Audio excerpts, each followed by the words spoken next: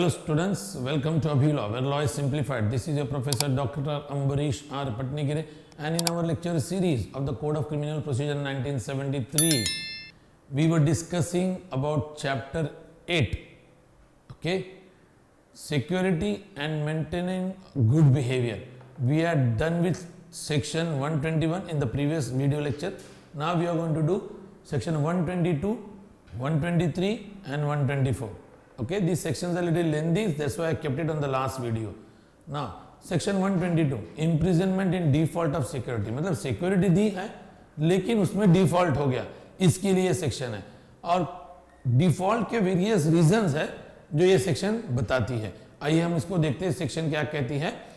If any person order to give security under section 106 और 117, मतलब 106 के अंदर जो ऑर्डर पास हो गई उसके लिए जो सिक्योरिटी चाहिए या सेक्शन 117 के में जो सिक्योरिटी चाहिए, does not give such security on or before the date on which the period for which such security is to be given commences, he shall except in the case next year in after mentioned be committed to prison.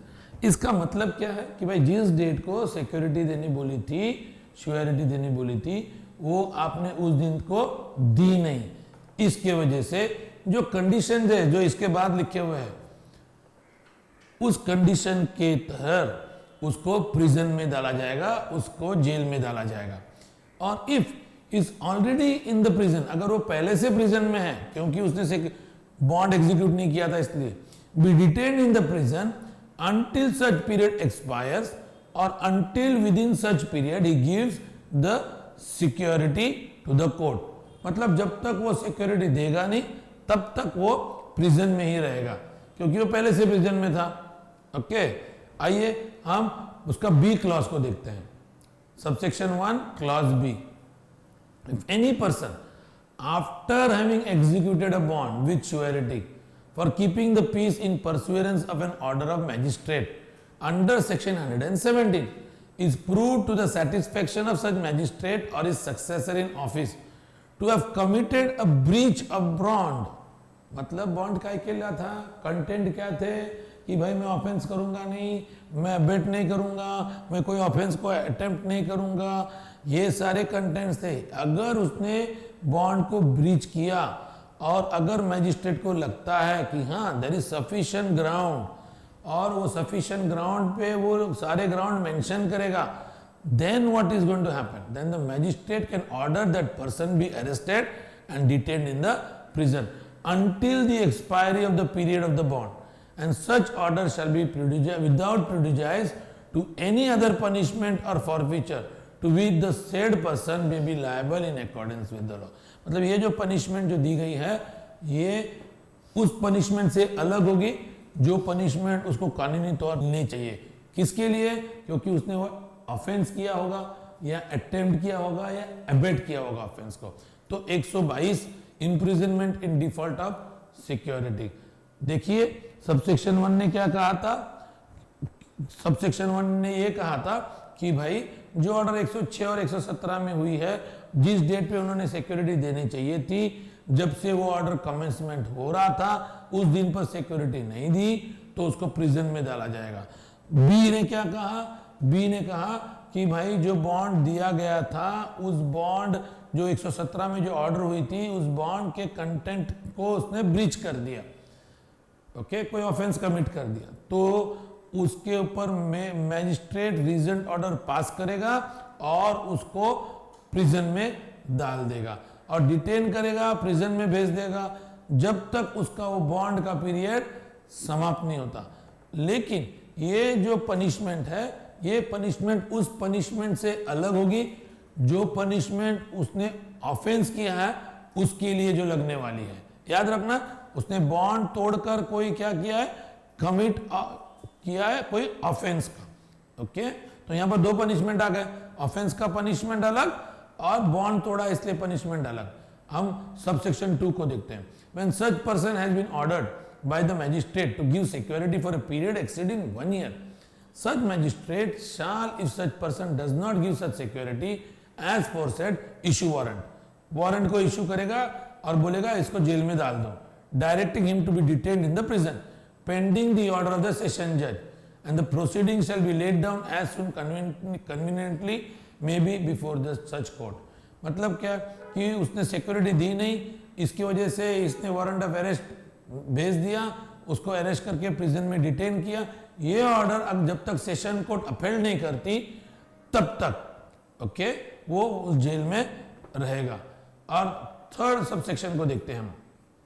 Such court after examining such proceedings and requiring from the magistrate any further information or evidence which it thinks necessary and after giving the concerned person a reasonable opportunity of being heard may pass such order in the case as it thinks fit। मतलब क्या है कि court को ने information लिया, evidence देखा और उसने रीजनेबल रीजंस होने की वजह से रीजनेबल अपॉर्चुनिटी दी और उसके बाद ही ऑर्डर पास किया डिटेंशन का। Provided that for which any person is imprisonment for failure to give security shall not exceed 3 years। मतलब सिक्योरिटी के लिए डिफॉल्ट के लिए मैक्सिमम पनिशमेंट कितना है? 3 साल का। हम सबसेक्शन 4 को देखते हैं। If security has been required in the course of the same proceeding from 2 or more person, ये देखो 2 से ज्यादा लोगों को श्योरिटी की जरूरत है। Okay, if security has been required in the course of the same proceeding from 2 or more person in respect of any one of whom the proceeding are referred to the session judge under subsection 2, मतलब एक ने उस surety को break कर दिया और उसको detention की ऑर्डर पास हो रही है, उसको सेशन कोर्ट को अपहेल्ड करना है। ओके, तो दूसरे का क्या होगा?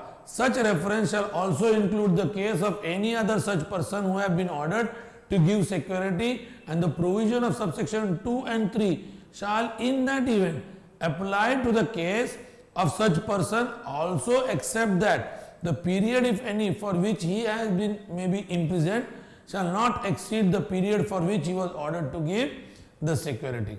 तो इस सबसेक्शन को 4 को हमने समझ लिया। आइए हम सबसेक्शन 5 को देखते हैं।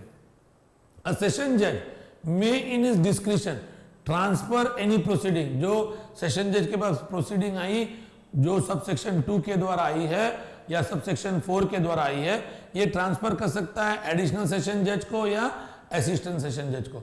ये दोनों के पास ट्रांसफर कर सकता है और दोनों जो जज है, दोनों जो कोर्ट है, वो उसी पावर का इस्तेमाल करेंगे जो सेशन जज के पास पावर है।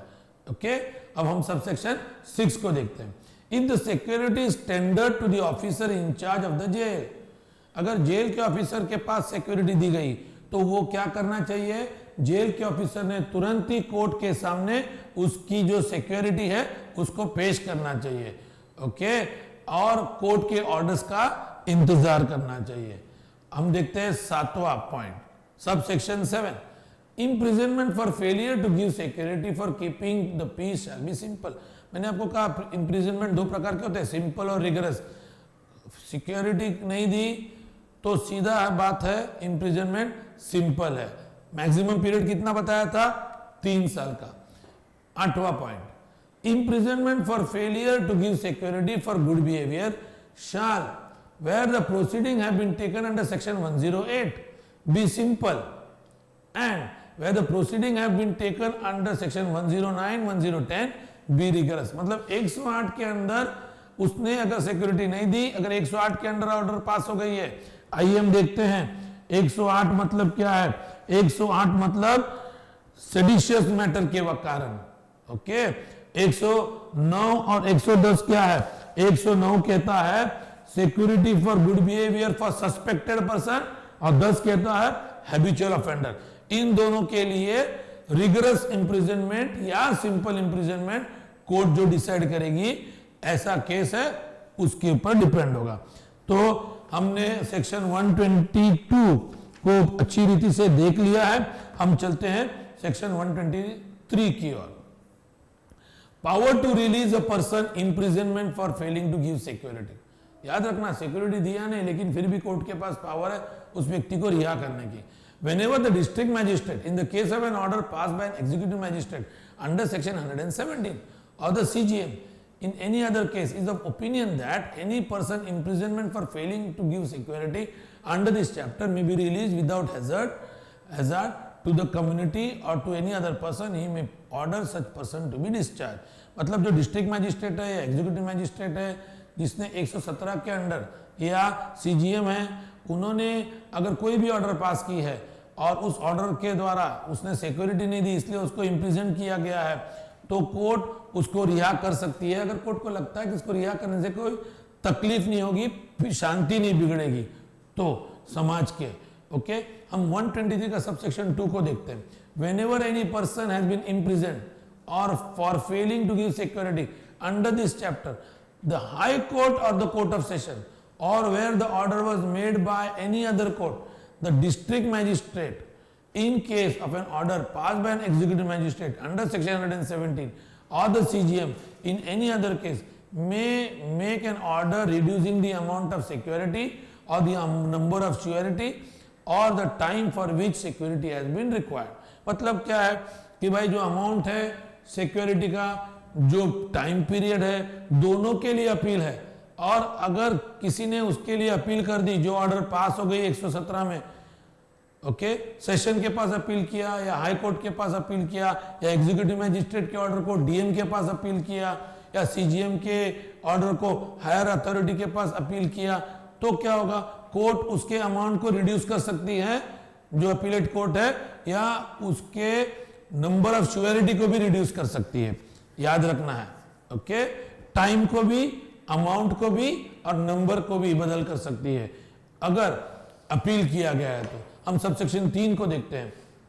N order under subsection 1 may direct the discharge of such person either without condition or upon any condition. याद रखना है, जो सबसेक्शन 1 में कोर्ट को लगा 117 में पास की हुई ऑर्डर की वजह से उसको श्योरिटी नहीं दी, उसको डिटेन किया गया है, वो उसको रिहा कर सकती है अगर कम्युनिटी को कोई तकलीफ नहीं हो रही, पहुंच रही है तो। लेकिन हमको याद रखना है कि कुछ कंडीशन डालकर कोर्ट रिहा करेगा या कंडीशन बिना के भी रिहा कर सकता है। चौथा point, okay, the state government may prescribe the condition upon which the conditional discharge may be made. कौन प्रिस्क्राइब करेगा condition? State government. Subsection 5, if any condition upon any person has been discharged, जिस condition पर भी वो व्यक्ति को discharge किया गया है और उसने उस कंडीशन को ब्रेक किया, ओके, तो उसकी डिस्चार्ज की ऑर्डर क्या हो जाएगी? कैंसल हो जाएगी। ये सबसेक्शन 5 कहता है। हम सबसेक्शन 6 को देखते हैं। मैंने conditional order of discharge has been cancelled, अभी ऑर्डर कैंसिल हो गई 5 में अंडर सबसेक्शन 5, तो पुलिस उसको जाके अरेस्ट करेगी। ओके, जो ऑर्डर 117 है उसको फिर इंप्लीमेंट किया जाएगा। अब हम देखते हैं subsection 7, unless such person gives security in accordance with the term of the original order. क्या हो गया था? डिस्चार्ज किया गया था, उसकी ऑर्डर कैंसिल हो गई अभी क्योंकि उसने कंडीशंस को ब्रेक किया, उसको फिर कस्टडी में डाला गया। अभी जो ओरिजिनल ऑर्डर थी उसका जो अनएक्सपायर्ड पोर्शन का जो टर्म था उसमें जो उसको श्योरिटी लगने वाली थी उसने उतनी श्योरिटी देनी है, वो सबसेक्शन 7 कहता है।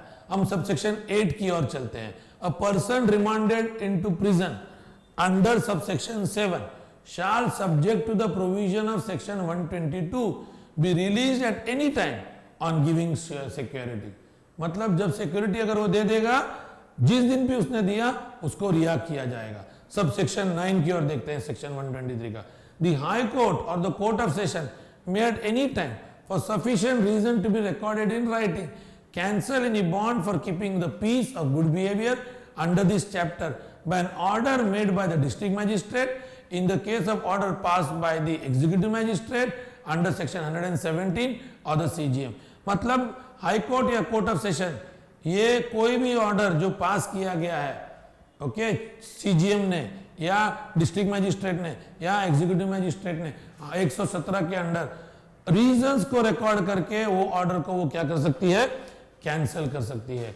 और 123 का subsection 10, any surety for the peaceable conduct or good behaviour of another person ordered to execute a bond under this chapter may at any time apply to the court making such order to cancel the bond, and on such application being made, the court shall issue a summons or warrant as it thinks fit, requiring the person for whom such surety is bound to appear or to be brought before.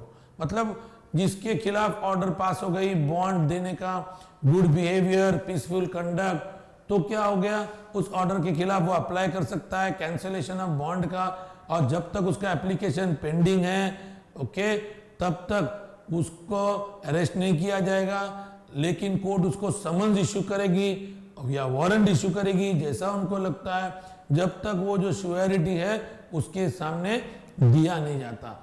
अब हम इस chapter के last section को देखते हैं, security for unexpired period of bond. When a person for whom appearance a summons or warrant has been issued under subsection 3 of section 121, okay, or under subsection 10 of section 123 appears or is brought before the magistrate or the court, the magistrate or court shall cancel the bond executed by such person and shall order such person to give for the unexpired portion of the term of such bond fresh security। मतलब जिसकी security दी गई थी वो security जो थी वो cancel की गई, और जिस पीरियड के लिए जो बॉन्ड बचा है वो अनएक्सपायर्ड पीरियड बॉन्ड के लिए एक नया फ्रेश बॉन्ड बनाकर और फ्रेश सिक्योरिटी इसको देनी पड़ेगी। और सबसेक्शन 2 क्या कहता है, every such order shall for the purpose of section 120 to 123 both inclusive be deemed to be an order made under section 106 और section 117। मतलब 120 से लेके 123 इस सेक्शन में अगर कोई भी ऑर्डर कोर्ट इशू करता है तो वो ऑर्डर डीम्ड होगा अंडर सेक्शन 106 और 117। दोस्तों ये चैप्टर क्यों इंपॉर्टेंट है, देखिए ये सब्सटेंटिव चैप्टर है, मतलब अगर किसी को लगता है, कोर्ट को लगता है या डिस्ट्रिक्ट मैजिस्ट्रेट को लगता है या एग्जीक्यूटिव मैजिस्ट्रेट को लगता है कि भाई इस व्यक्ति को समाज में रखने से वो शांति का भंग करने वाला है या फसाद खड़ा करने वाला है या कोई क्राइम करने वाला है, तो उसको प्रिवेंट करना कि भाई वो ऐसा न करे, उसको बुलाकर उसको इंक्वायरी करके रीजन ऑर्डर पास करके उससे बॉन्ड लिखवा कर लेते हैं, और बॉन्ड लिखवाने के साथ वो श्योरिटी भी मांगते हैं, ओके, डिपेंडिंग अपॉन कौन व्यक्ति है, ओके। इसलिए ये चैप्टर है ताकि कोई फसाद आगे ना बढ़े। मुझे लगता है कि मैंने आपको chapter 8 security and maintaining peace and good behaviour ये अच्छी रीति से एक्सप्लेन किया है। अगर आपको मेरा वीडियो अच्छा लगा तो प्लीज लाइक कीजिए, सब्सक्राइब कीजिए और शेयर कीजिए, बेल आइकॉन दबाना न भूलना। आपके वैल्यूएबल कमेंट्स abhilaw@gmail.com पर भेजना न भूलना। याद रखना आपका सब्सक्रिप्शन हमारा मोटिवेशन। Thank you.